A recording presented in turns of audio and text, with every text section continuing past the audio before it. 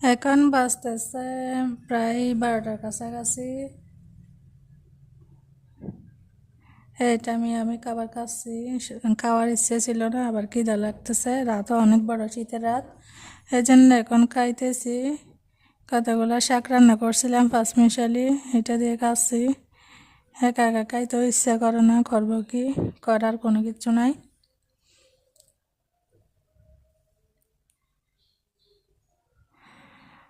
অনেকভাবে রান্না করি ভালোভাবে, অনেক মশলা টশলা দিয়েও রান্না করে দেখি, মশলা কম দিয়েও রান্না করে দেখি, কিন্তু জানি না কেন জানি ভালো লাগে না, খাইতে ইচ্ছা করে না। ছোটোবেলা থেকে একা খাওয়ার অভ্যাস, কারণ ছোটোবেলা থেকে আমি একা, ভাই বোন নাই এমনিতে, পরিবারের মধ্যে সদস্য কম ছিল এই জন্য। এখন বড় হয়েও সেম অবস্থা। আসলে ভাগ্য সবগুলা যার কপালে যেরকম থাকে। এখন বা মাঝে মধ্যে ইচ্ছে করে যে যৌথ ফ্যামিলি আছে, যে বড় বড় ফ্যামিলি, যে ফ্যামিলিতে অনেকগুলো সদস্য আছে, ওই ফ্যামিলিতে অনেক বড় বড় পাতিল দিয়ে রান্না করে, ওই রান্নাগুলো খাইলে ভালো লাগবে সেরকম লাগে। কিন্তু মনের ভিতরে ইচ্ছা জাগলে কি হবে, ভাগ্যে তো নাই এগুলা, পাবো কোথায় সেরকম। এই জন্য না পারতে খাইতে হচ্ছে। না খাইলে তো হবে না, খাইতে হবে, বাঁচার জন্য যতদিন হায়াত আছে ততদিন তো এইভাবে পার করতে হবে।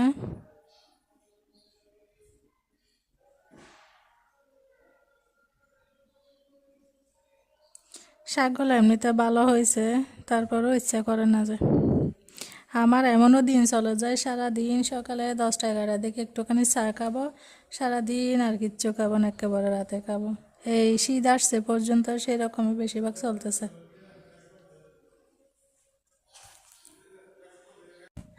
ওই দিন হাতের মধ্যে কেটে গেছিলাম, এইটা নিয়ে কাজ করতেছি, কিন্তু ঠান্ডা পানি লাগলে একটুখানি অনেক জ্বলে, তারপরও অভ্যাস হয়ে গেছে একটা এক ধরনের।